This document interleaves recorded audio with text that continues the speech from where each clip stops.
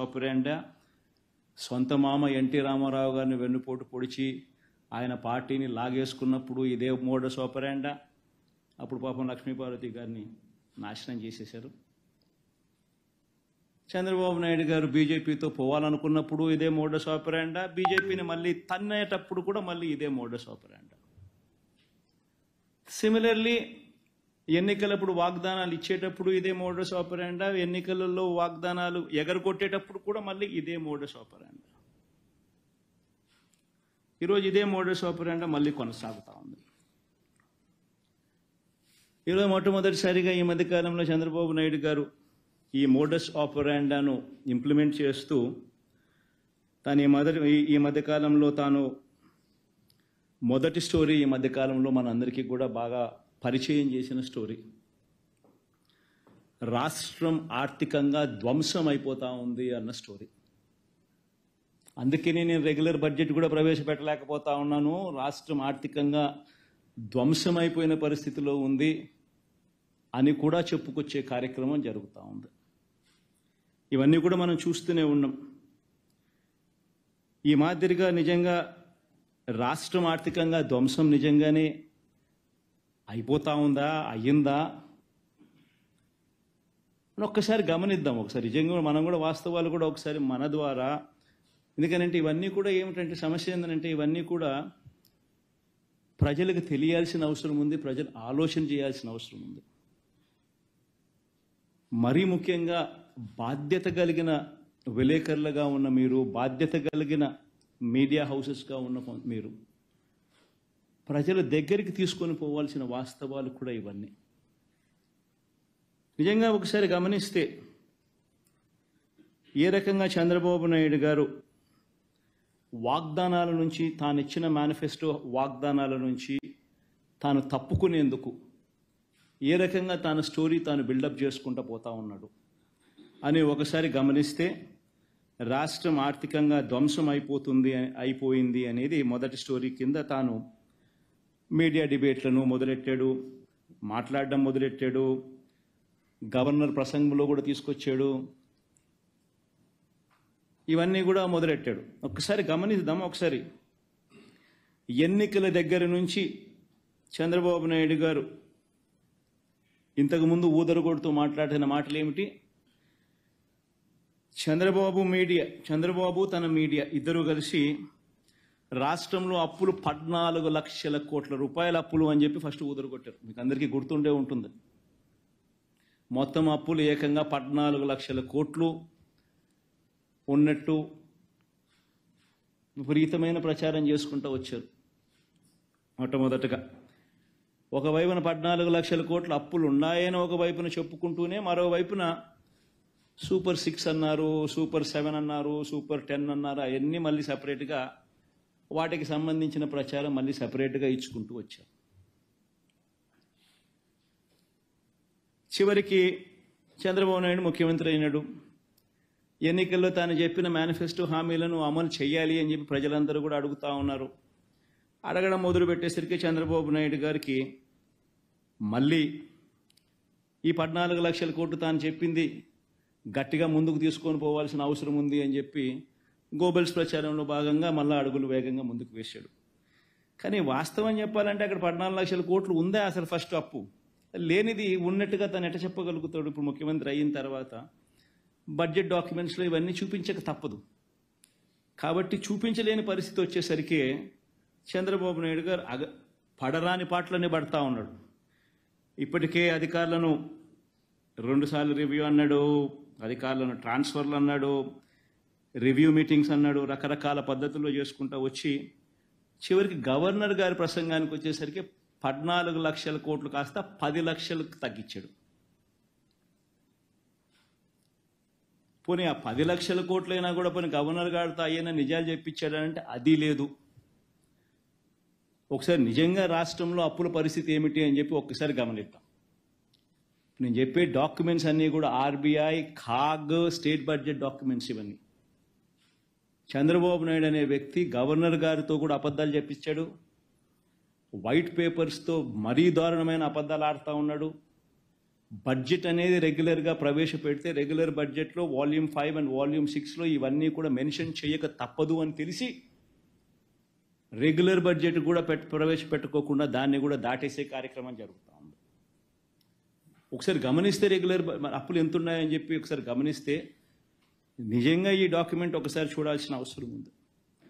ఒకసారి అప్పులు ఎంత ఉన్నాయని చెప్పి గమనిస్తే 14 లక్షలు కాదు, 10 లక్షల కోట్లు కాదు, వాస్తవ అప్పులు ఎంత ఉన్నాయని చెప్పి చూస్తే స్టేట్ గవర్నమెంట్కి సంబంధించిన డైరెక్ట్ గవర్నమెంట్ డెట్ ఇది కూడా ఏంది, నేను మార్చ్ 31 దాకా కూడా తీసుకోవడం లేదు, జూన్ దాకా తీసుకుంటున్నా.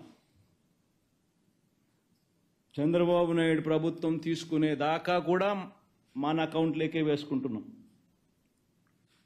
ఇంకా గ్రేస్ఫుల్గా. సో అందాక తీసుకుంటే కూడా చూసుకుంటే గవర్నమెంట్ డెట్ 5,18,000 కోట్ల రూపాయలు.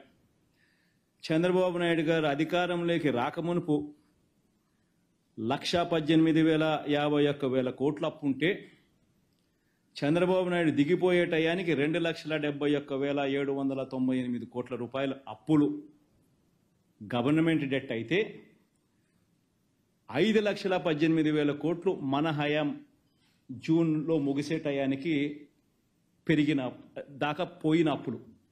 అంటే చంద్రబాబు నాయుడు గారు అధికారంలోకి వచ్చేసరికి 1,18,000, ఆయన అధికారంలోకి దిగిపోయేసరికి 2,71,000, మనం అధికారం మొదలుపెట్టేసరికి 2,71,000, మనం అధికారం దిగిపోయేసరికి 5,18,000 కోట్ల రూపాయలు అప్పులు. అంటే రాష్ట్రం మొత్తానికి ఈరోజు జూన్ 2024లో ఎంత అప్పులు ఉన్నాయి రాష్ట్రానికి అప్పులు అంటే 5,18,000 కోట్ల రూపాయలు అప్పులు ఉన్నాయి. ఈ అప్పుకు స్టేట్ గవర్నమెంట్ గ్యారంటీడ్ డెట్ కూడా కలుపుకుందాం. అబ్బా లిబరల్గా పోదాం, ఇంకా మనం చాలా లిబరల్గా ఆలోచన చేద్దాం, లిబరల్గా పోదాం. స్టేట్ గవర్నమెంట్ గ్యారంటీడ్ డెట్ కూడా కలిపేసుకుందాం. స్టేట్ గవర్నమెంట్ గ్యారంటీడ్ డెట్ కూడా కలుపుకుంటే అంటే ఈ సివిల్ సప్లైస్ కార్పొరేషన్లకు ఇటువంటి వాటికి అన్నిటికీ కూడా గవర్నమెంట్ గ్యారంటీ ద్వారా అప్పులు తెచ్చుకుంటే అటువంటివన్నీ కూడా కలుపుకుంటే చంద్రబాబు నాయుడు గారు అధికారంలోకి రాకమునుపు ఆయన హయాంలో స్టార్ట్ అయ్యేసరికి 5,744 కోట్లుంటే ఆయన హయాం ముగిసే టయానికల్లా అవి కాస్త 50,000 కోట్లకు ఎగబాకుతే మన హయాం స్టార్ట్ అయ్యే టయానికి 50,000 కోట్ల రూపాయలుతో మొదలెడితే మన హయాం ముగిసేసరికి అటువంటి అప్పులు 1,06,000 కోట్లకు ఎగబాకాయి. రాష్ట్రంలో ఇవాళ అటువంటి అప్పులు కూడా కలుపుకుంటే మరో 1,06,000 కోట్ల రూపాయలు కనిపిస్తూ ఉన్నాయి. పోనీ ఇంకా లిబరల్గా పోదాం, గవర్నమెంట్ గ్యారంటీ లేనేటివి కూడా కలుపుకుందాం. గవర్నమెంట్ పరంగా పవర్ జనరేటర్స్ లాంటి వాళ్లకు పేయబుల్స్ కూడా లెక్కేసుకుందాం. అవి కూడా లెక్కేసుకుంటే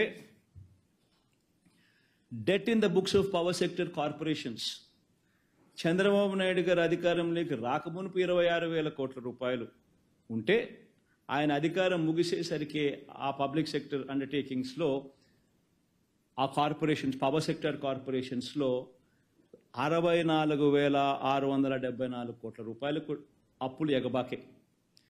ఇంకా పక్కన దేశం ఒక్క పవర్ సెక్టర్లో మనం చూస్తే కరెంటు ఛార్జీలు పెంచిన తర్వాత వీళ్ళు చేసిన అవకతవకల వల్ల 1,29,000 కోట్ల రూపాయలు ఒక్క విద్యుత్ శక్తిలో బకాయిలు పడే పరిస్థితికి వచ్చాం.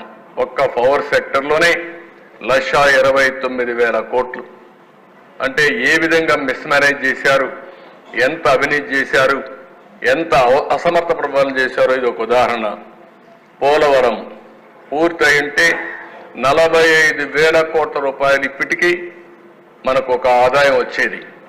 అంటే ఇది కాకుండా మీరు ఒకసారి చూస్తే ఒక్క డ్యామేజెస్ లేకుంటే ఇప్పుడు అదనపు ఖర్చు 4,900 కోట్లు అవుతుంది. ఏదైతే ఐడిల్ పవర్ గాని వచ్చుంటే 3,000 కోట్ల రూపాయలు ఇప్పటికే ఆదాయం వచ్చేది. మొత్తం అన్ని కలిపితే ఒక 55,000 కోట్లు అవుతుంది ఒక్క పోలవరం వల్ల నష్టం. ఇంకో పక్కన దేశం మేజర్ ఇండస్ట్రీ ఒకటి రాలేదు. ఇంకో పక్కన మేము చూస్తే సెంట్రల్ సెక్టర్ స్కీమ్స్ ఏ అయితే 6,600 కోట్ల రూపాయలు మన డబ్బులు రిలీజ్ చేయకుండా వాళ్ళు ఇచ్చే డబ్బులు మనం ఖర్చు పెట్టుకోలేకపోయాం. సెంట్రల్లీ స్పాన్సర్డ్ స్కీమ్స్ అన్నీ కూడా మనం ఉపయోగించుకోలేకపోయాం. దానివల్ల పేదవాళ్ళకు న్యాయం జరగలేకపోయింది. ఇలాంటివన్నీ కూడా మనం చూసిన ఒక్కొక్కసారి డైవర్ట్ చేయడం, ఆ డైవర్షన్ వల్ల కూడా గవర్నమెంట్ ఆఫ్ ఇండియా డబ్బులు ఇవ్వకుండా నిలిపేసే పరిస్థితికి వచ్చారు. నెక్స్ట్ ఇక్కడ మీరు చూస్తే ఒక చార్ట్లో చూపించాం అధ్యక్ష. ఇందులో అమరావతి పోలవరం రోడ్స్కి పెట్టుబడులు చాలా బాగా క్యాపిటల్ ఇన్వెస్ట్మెంట్ తగ్గించేశారు. ఇంకో పక్కన యాంటీ ఇండస్ట్రియల్ పాలసీ 227 ల్యాండ్స్ అన్ని అలాట్ చేస్తే అవన్నీ విత్డ్రా చేసేసారు, వాళ్ళు తరివేశారు. ఇంకో పక్కన చూస్తే అధ్యక్ష వెల్త్ క్రియేట్ చేయకుండా GSDP, gross state domestic product, national లెవెల్లో జీడిపి అంటాం, మనం జిఎస్డిపి అంటాం. అది 6,94,000 కోట్ల రూపాయలు తగ్గిపోయే పరిస్థితికి వచ్చింది. 19-20 నుండి 23-24 వరకు విడుదలైన గ్రాంట్ వివరాలను ఈ విధంగా తెలియజేస్తున్నాం అధ్యక్ష. 14 ఆర్థిక సంఘం 2019-20 ఆర్థిక సంవత్సరంలో కేంద్ర ప్రభుత్వం ద్వారా విడుదలైన మొత్తం 2,336,56 అధ్యక్ష. ఆంధ్రప్రదేశ్ ప్రభుత్వం ద్వారా గ్రామ పంచాయతీలకు విడుదలైన మొత్తం 2,336,56 అధ్యక్ష. మొత్తం 14వ ఆర్థిక సంఘం 5వ సంవత్సరానికి 2019-20కి 2,336,56 అధ్యక్ష. అదే ఆంధ్రప్రదేశ్ ప్రభుత్వం ద్వారా కూడా గ్రామ పంచాయతీలు విడుదలైన మొత్తం 2,336,56 అధ్యక్ష. 15వ ఆర్థిక సంఘంకి సంబంధించి 2020-21 ఆర్థిక సంవత్సరానికి కేంద్ర ప్రభుత్వం ద్వారా విడుదలైన మొత్తం 1,837,50,00,000 అధ్యక్ష. ఆంధ్రప్రదేశ్ ప్రభుత్వం ద్వారా గ్రామ పంచాయతీలు విడుదలైన మొత్తం 1,837,50,00,000 అధ్యక్ష. 2021-22కి 1,338,52,00,000 అధ్యక్ష. ఆంధ్రప్రదేశ్ ప్రభుత్వం ద్వారా గ్రామ పంచాయతీలు విడుదలైన మొత్తం 1,338,52,00,000 అధ్యక్ష. 22-23 ఆర్థిక సంవత్సరానికి 1,378,65,00,000 అధ్యక్ష కేంద్ర ప్రభుత్వం నుంచి వచ్చింది. ఆంధ్రప్రదేశ్ ప్రభుత్వం ద్వారా గ్రామ పంచాయతీలు విడుదలైన మొత్తం 1,378,60,00,000 అధ్యక్ష.